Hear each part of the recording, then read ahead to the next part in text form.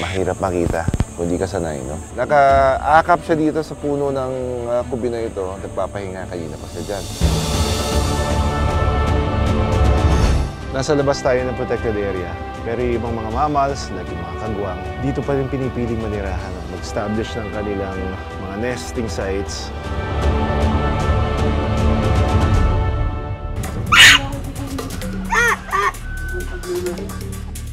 Kada grupo ng mga unggoy may pinuno o alpha.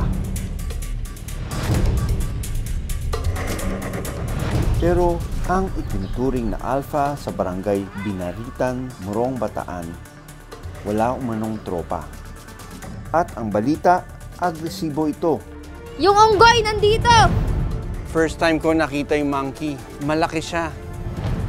Mahuli pa kaya ang unggoy na si Alpha?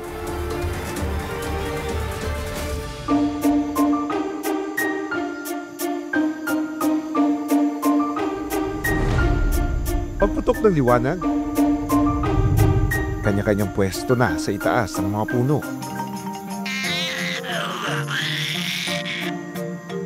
Palipat-lipat para maghanap ng perfect spot sa kanilang tulugan. Kadalasan sa umaga, tulog ang mga Philippine flying lemur o kagwang na ito. Pero may kakayahan nga bang lumipad ang mga kagwang?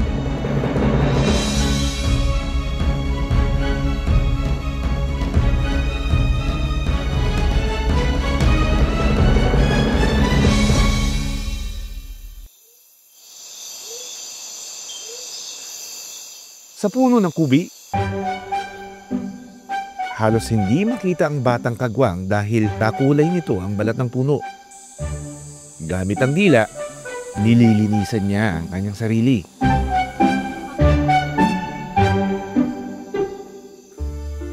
Pero nang makakaramdam ng antok, pumupungay na ang mga mata nito. Pero may gumagambala sa kanyang pagidlip.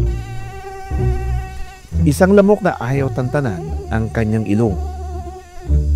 Kaya hinayaan na lang niya ito. Sa pagpapahinga niya dito, konting nag-groom. Kahit nga yung mga lamok na dumadapo sa kanya, hindi niya na pinapakailaman eh.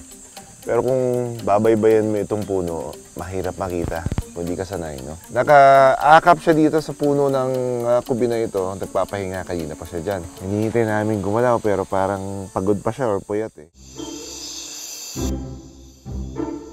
Sa kabilang puno, isang babaeng kagwang ang kapitukong nagpapahinga rin. Pero hindi siya nag-iisa. Dahil ang kanyang munting supling, pasilip-silip mula sa kanyang patagyum o fur-covered membrane na ginagamit niya sa pag-glide sa mga puno. Mga kagwang, they're covered with thick fur. Wala naman silang pakpak kaya sila nakakapag-transfer, parang nakakalipad. Pero may silang isang patagyum, no? Parte ng kanilang balat, isang modification ng kanilang skin so that they can be able to glide from one tree to another. Nag-glide sila, hindi lumilipad. Ang batang kagwang, nakikiramdam. Mukhang mahiyain ito kaya agad itong nagtago. Sa pag-obserba namin, pasulyap-sulyap ang batang kagwang. Dinidilaan o nililinisan din siya ng kanyang nanay. Isang pup o anak lang ang pinapanganak ng kagwang kada pagbubuntis. Pero kaya nilang manganak ng mahigit sa isang pup kada taon. Tahimik silang naninirahan dito.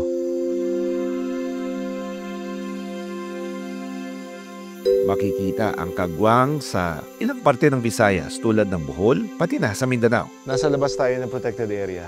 Pero yung ibang mga mammals, like yung mga kagwang, dito pa rin pinipiling manirahan at mag-establish ng kanilang mga nesting sites dito sa Bohol Biodiversity Complex. Maswerte ang mga kagwang na nakahanap ng paraiso sa loob ng Bohol Biodiversity Complex. Started in 2002, and then start ng project is we established the endemic plant nursery. We wanted to change the strategy in reforesting or denuded forest. Dating pastulan ng Bohol Biodiversity Complex.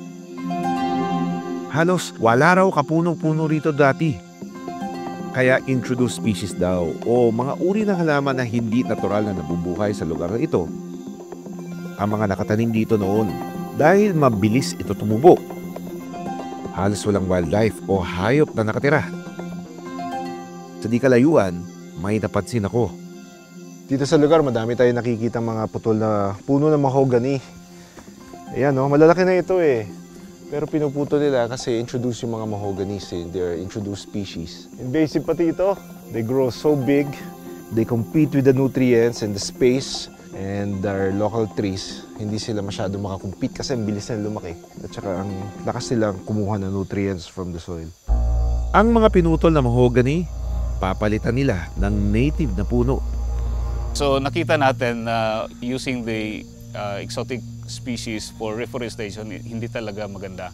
Dahil mawawala yung biodiversity natin eventually. Nang nagsimula sila magtanim ng native na puno taong 1998, nagsibalikan daw ang mga hayop at sigla ng kanilang gubat. With the kagwang, we found out in 2016 ata yun or 2015. Kita namin na nandito na o hindi na umalis. Tapos nagpaparami na. Mayroon daw 7 kagwang na namomonitor nila sa Bohol Biodiversity Complex.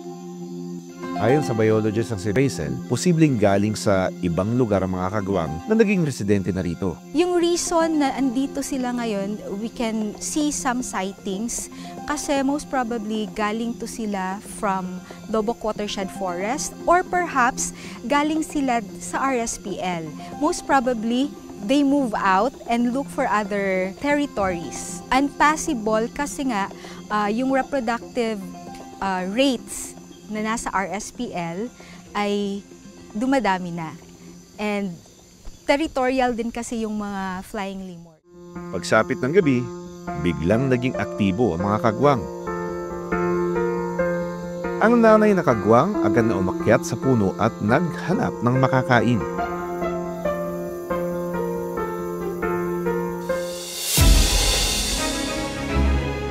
Pero nagulat ang aming team nang kumain ito ng dahon ng mahogany. Doon yung kagwang, oh. Kumakain. Hindi kasi ito kadalasang parte ng kanilang diet, lalo na't introduced species ang mahogany.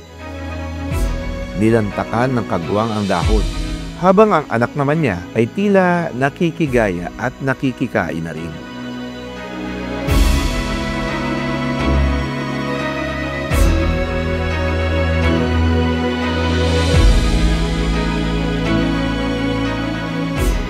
Apat na taon nang nagtatrabaho rito si Alfredo at ito raw unang beses na makita nila kumakain ang kagwang ng mahogany.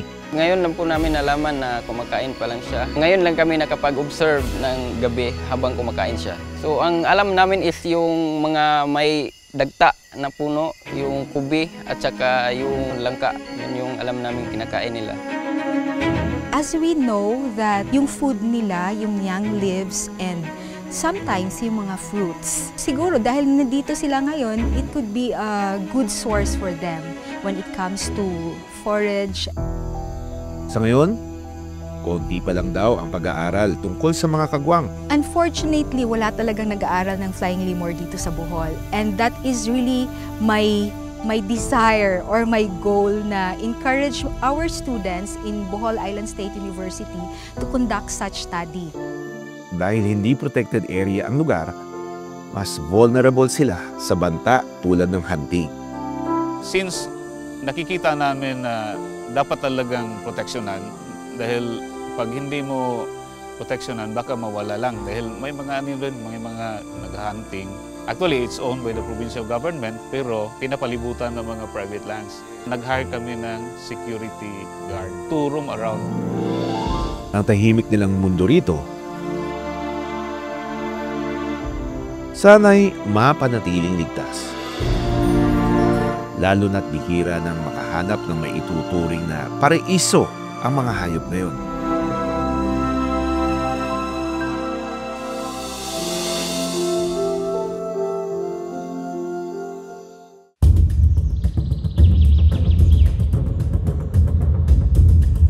Sa komunidad na ito, kanilang galaw limitado. Lalo na't nakakadena ito.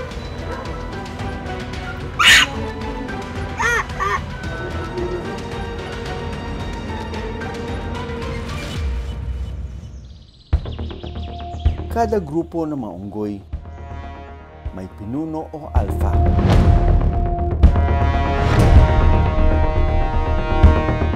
Pero ang itinuturing na alpha sa barangay Binaritan, Morong, Bataan, wala umanong tropa. At ang balita, agresibo ito. Ang ikinababahala nila, ang unggoy nakakawala. Halos 4 na buwan na raw nila itong pinoproblema. Ate, kagatin ka! Itong unggoy, kinain itong avocado natin! Diyan ka lang! Yung unggoy nandito! Nasa gate! Bukod sa nangunguhan ng mga prutas, natuto na rin daw itong umatake sa mga aso at maging sa tao. Itong unggoy nangangaway! Hi sir, good morning. Doc Nielsen po. Kasama ang pamunuang barangay ng Binaritan, Morong, Bataan at City Environment and Natural Resources Office o Senro, Bagak, susubukan naming ligtas na may aalis ang unggoy na si Alpha. Hinahanap po namin kung saan po talaga siya nag-stay. Halos araw-araw po may report po kami dito sa unggoy. Nay, nabalitaan niyo ba yung unggoy na nakakawala dito? Napiperwisyo nga, pati ako napiperwisyo dito. Ay, ganun. Paano kayo piniperwisyo? Ito madalas awayin to. Inaaway, Talagang pinagkakagat yan. Paborito raw bisitahin ni Alpha ang mga nakakadenang unggoy. Ingo! Halos 1 taon ang alaga ng pamilya ni Nida si Ingo. May sugat nang ibigay sa amin niya. Kaya sa leeg nyo na Oo. kinabit yung tali. May pagkain dito na alam niyang easy food. Siguro kaya binibisita. Babae kasi ito. Halos araw-araw nga. Andi dito yun eh. Hindi natin in-encourage yung pag-alaga ng wildlife kasi malaki ang epekto nito sa mga unggoy. Pag lumalaki, hindi na nila na-handle dahil tumatapang. Tulad na lang ng hinahanap natin dito na unggoy. Maya-maya pa, nagpakita na ang unggoy na si Alpha. Nandito na raw yung unggoy. Tara, punta tayo. First time ko nakita yung monkey. Malaki siya. Mag-aspirate ako ng anesthetic na ilalagay natin doon sa tranquilizer natin. May lisensya ito, no?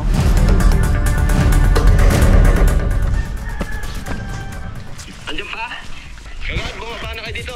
Diyan na, bumaba na yata dyan.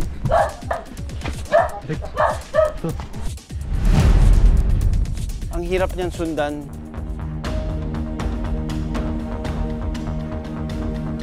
Alam niya yung baril.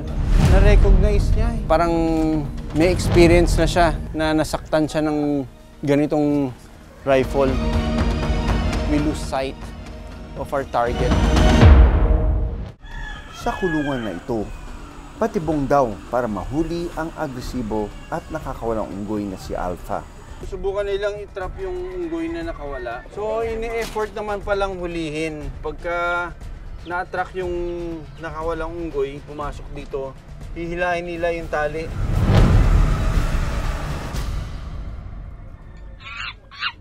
Dito rin nakakadena ang isa pang unggoy na si Asyang. Alaga rin ito ni Nida. Alam niyo po bang bawal mag-alaga ng mga ganyan? Ay, oo, alam ko naman. Kaya nga dito, nakaano na nga yan. 2 yan, nandoon yung isa. Eh, kung kukunin nyo, ay, pabor sa akin. Ang pagtali nila hindi sa bewang, sa leeg, kadenang ginagamit, syempre. Nakakaawa tignan din, ano? Mahigpit na ipinagbabawal ang iligal na pag-aalaga ng buhay ilang ayon sa Wildlife Resources Conservation and Protection Act o Republic Act 9147. Ang sinumang lalabag dito ay maaaring makulong at magbayad ng danyos. Yung ganyang body language, ano, pinapakita nilang ngipin nila, tapos, medyo yung lips nila na, nagre-retract. Ibig sabihin, ano sila, kabado. Ang kadena halos bumaon na sa dugoang leeg ng unggoy. We're gonna sedate it para less stressful sa kanya.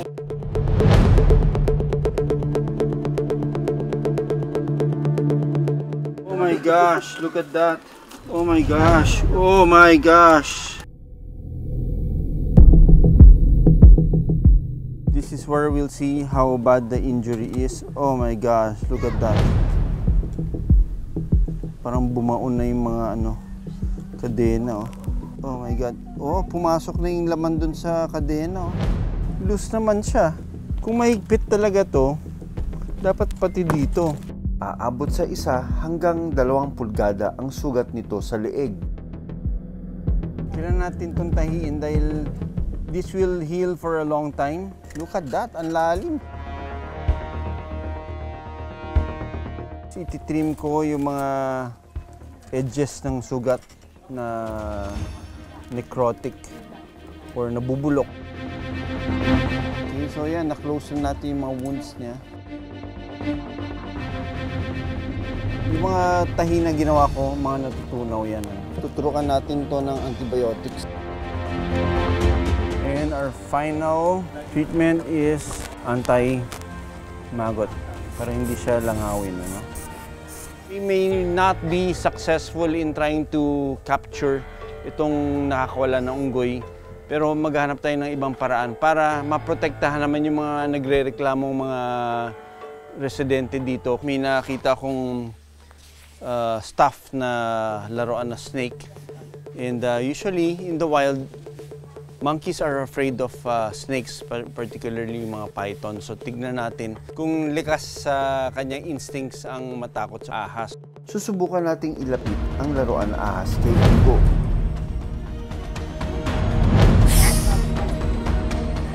It's effective, ha? Ayaw ka nang mag-desensitize siya dito. Pag nasanay siya, baka wala ng epekto to. Ito na yung magiging non-invasive o yung hindi mapanakit na paraan para maitaboy yung mga monkeys natin. So, dadali na natin to sa rescue center. Ang pamilya ni Nida, pumayag na i-turn over ang mga alagang unggoy sa otoridad. Naalulungkot ako. Siyempre, matagal na namin nakasama. Kaya nung makita pa nila yung sugat ng unggoy, lumayo na agad ako. Parang nasasaktan ako. Bibigyan na kita. Daw, magiging ayos ko. Parang namin anak na ilaalaga. Pero willing naman din ang asawa ko na ibigay. Let's just hope na ma-rehabilitate. Makabuo siya ng troop niya, bagong pamilya. And ma-release siya ulit sa natural na tahanan nila.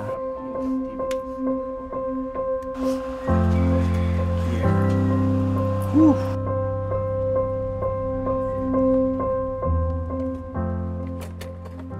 Karamihan pong hanap buhay ng mga kabarangay ko ay nasa farmers, mga magsasaka po, sa bundok po. Kaya nakakahuli po sila ng unggoy. Hindi naman po natin namomonitor na nakakapag-alaga sila. Kaya so lumalaki po ng ganong kalaki. Alam naman din po natin may batas para dyan. Kung gusto po namin mangyari dyan yung ma-turnover po sa kanila.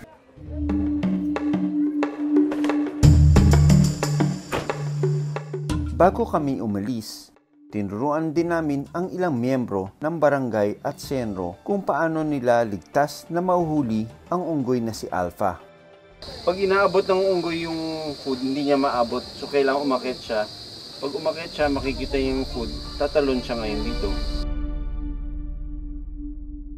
Ang unggoy na sina Ingo at Asyang dinala namin sa Accredited Rescue Center ng Senro Bagak, Bataan.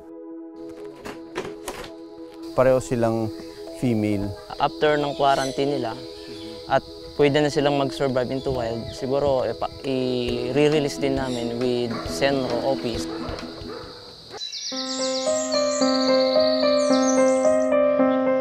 Samantala, matapos ang 2 araw, ibinalita sa amin na natagpuan na si Alpha pero wala nang buhay ang unggoy. Wala naman siyang sugat no? Kaya nga, nilason yan. Nakita ito ng ilang residente na hindi na humihinga sa masukal na likod ng bahay. Agad din itong inilibing sa kanilang barangay. Sana this is the time that we coexist. We know that the monkey can be harmful also, pero ganito na lang ba yung mangyayari sa atin every time there are wildlife that is in our environment? Ang tahanan ng unggoy ay ang kagubatan, hindi ang ating pamayanan. Mahalagang huwag silang gawing alaga, hayaan silang manatili sa kalikasan. Maraming salamat sa panonood ng Born to be Wild. Para sa iba pang kwento tungkol sa ating kalikasan, mag-subscribe na sa GMA Public Affairs YouTube channel.